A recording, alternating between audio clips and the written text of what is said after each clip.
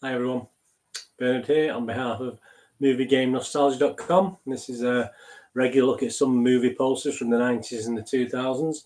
Today we're going to have a look at the well-known, the wonderful actor, Mr. Dustin Hoffman. So we're going to have a look at some of his posters from, I think it's 97 to 2004. So some posters here, some sort of more obscure films, some better known, but I'll tell you a little bit about the posters anyway as we go through, just a little bit more information for you. So the first one we're going to do, let's get this down so you can have a look at what we're talking about. Right, the first one we've got is Who's Conning Who? Confidence, obviously about a con man and the mobsters involved. And there's our hero over there in the corner. Yeah, it was 2003. This 25 million budget unfortunately only took back 23 million at the box office, so didn't do particularly very well. But as you can see, it's a simple one, isn't it? I mean, it's a simple. Paul Giamatti, Donald Logue, Louis Guzman, Brian Van Holt, Frankie G, Robert Forster. So I mean, there's lots of little different actors in here, but it didn't do very well. Didn't do very well at all. And actually, Dustin Hoffman actually liked the role in this when he got the script, and he actually plays the role he was looking at. Actually, was for quite an overweight gym owner, and obviously because he liked the role so much, they actually rewritten the role for him, so to make it a bit more suitable for Mr. Hoffman's frame. But that's good. That was rating 6.7 out of 10 on Internet Movie Database. So that's not a bad score. You've not watched Confidence, which a lot of you may not have watched. It's worth a little watch. Confidence. Go on to the next one.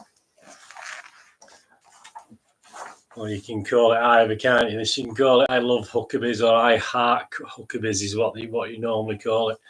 On DVD video from the 18th of April. This was 2004, 6.6 out of 10 on Internet Movie Database. And it's basically a film about trying to track down the meaning of life. So again, it's probably maybe a movie you may have missed in over time, but yeah, it wasn't bad. 6.6 out of 10. I quite enjoyed it as a sort of quirky drama.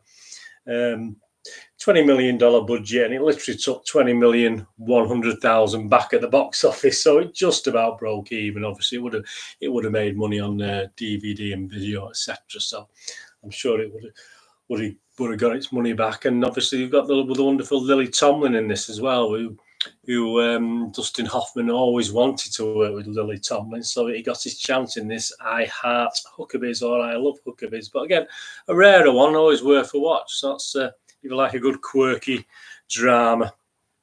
And on to the next one. Now, this doesn't actually feature Dustin Hoffman in the images, but I just thought I'd include this because it was quite interesting. Obviously, it's in the header here, Dustin Hoffman. And it's, of course, Joan of Arc, The Messenger, which was made in 1999. Well, obviously, Joan of Arc, the French legend, obviously. And what it is, it's Dustin Hoffman plays the conscience of Joan of Arc. So he's actually the verbal conscience of Joan of Arc.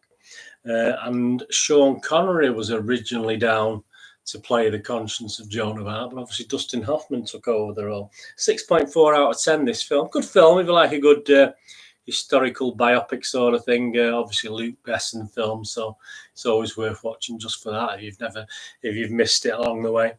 But again, I've just included that because there's no image, but I thought it was quite interesting, the facts of the role that Dustin Hoffman actually had in it. Now on to a bit more popular, a bit more well-known one. I mean, you didn't enjoy this film, to be honest, with Dustin Hoffman. Mad City, two screen legends, one dynamic film. Of course, you had the wonderful John Travolta as well. 6.3 out of 10. So it scored okay at the box office. This was made in 1997. And it's about a disgruntled security guard who obviously takes people on a school trip hostage, which isn't very nice, is it? But no, Dustin Hoffman didn't think... Critically, it didn't do very well. We'll say he got a good score of 6.7 3 out of 10 on Internet Movie Database, and Dustin Hoffman didn't like the criticisms of it, and he has little nicknames for films that didn't do very well critically or with the public, and he would nickname when he used to talk about this, he would nickname it Mad Shitty. He would call it Mad Shitty, pardon my language, but that's what Mr. Dustin Hoffman says about this film, because he didn't particularly like it. But I thought it was a good film. I enjoyed the film. It's well worth a watch, Mad City. And on to another one, obviously, where when I used to have my video shops, the kids used to love coming up to me and asking me if I had Meet the Fockers into rent and stuff. You know, they just used to giggle when they said Meet the Fockers. So that was quite funny. So it means a lot to me. This film brings back some memories of the video shop I used to own. So this is from 2004, 6.3 out of 10, 80 million to make, and it got 517 million back. So it did really well. Obviously, it's a sequel to Meet the Parents, which obviously we all know about. And Streisand's hair in this film was actually modelled on Dustin Hoffman's actual real wife in real life. So obviously, she modelled her hair on Dustin Hoffman's wife, which is quite unusual, but great film. He gets a little mention there, Dustin Hoffman, and a little bit older now, isn't he, than his dark-haired image which has been seen in some of the other posters. On to the next one, another little gritty one, another drama that, again, you may have missed over time. Again, a good rating, again, a good 6.6. Most of these Dustin Hoffman films have got ratings in the 6s out of 10. This was 2002, 21 million budget, 10 million it took back at the box office, so it was a bit of a loss. Mad City as well, that we talked about before, that was a bad loss. That cost 50 million and only got 10 million back at the box office as well. That's probably why he called it Mad Shitty rather than Mad City. But again, this one, Moonlight Mile, didn't do very well at all. And it's about a grieving man with his girlfriend's parents. An interesting drama. I mean, a thoroughly engrossing drama, obviously, there by Sky Movies, say, probably trying to promote it at the time. But yeah, it's not a bad film. It's a bit slow paced. It's not going to get you on the edge of your seat or anything like that. But and obviously it was written actually with Susan Sarandon and Dustin Hoffman in mind when it was actually written for the screen. The person who wrote it actually had those two actors in mind for it. So 6.6 out of 10, Moonlight Mile. That's worth a watch. I mean, Holly Hunter's in it as well, so you won't put you off going back and watching that. And the next one we're looking at, Runaway Jury. This is from 2003. I think this is the one of the higher marks. This is 7.1 out of 10. It scored on Internet Movie Database. 60 million to make, and only got 80 million back. So it made a small profit, obviously based on the well-known John Grisham novel Runaway Jury. I've watched this film 2 or 3 times. If you like a good courtroom intrigue with a bit of conspiracy theory behind it, it's really, really good. Hoffman and Hackman. Well, there's a mouthful. Gene Hackman does something. They actually used to appear together at the Pasadena Playhouse, and this was the actual first film they actually did together, Runaway Jury. So that was a good film. If you've not watched that, please go back and watch that. That's well worth a watch.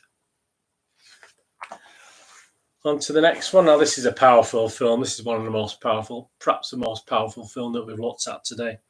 A film called Sleepers. This is the highest rated film as well. This is back to 1996 again now. 7.6 out of 10 on Internet Movie Database. 44 million to make. 166 million he got back. Obviously, it's a revenge film about some young lads who were abused when they were young, and obviously they end up in prison and then go back for revenge later on, or obviously in prison, or young people's prison anyway. And it's a really, really good, really good film. Hoffman actually plays a character called Rizzo in Midnight Cowboy, and in this Sleepers there's also a character called Rizzo. He doesn't play it, but there's also a character called Rizzo in this film. But if you've not seen Sleepers from 1996, I say it's 24 years old now, so please go back and watch that. Very powerful, brilliant film, and that's also based on a book as well, Sleepers, again with the wonderful Dustin Hoffman. plus Kevin Bacon, Robert De Niro, Jason Patrick, Brad Pitt. I mean, an array of talent there, but a great film.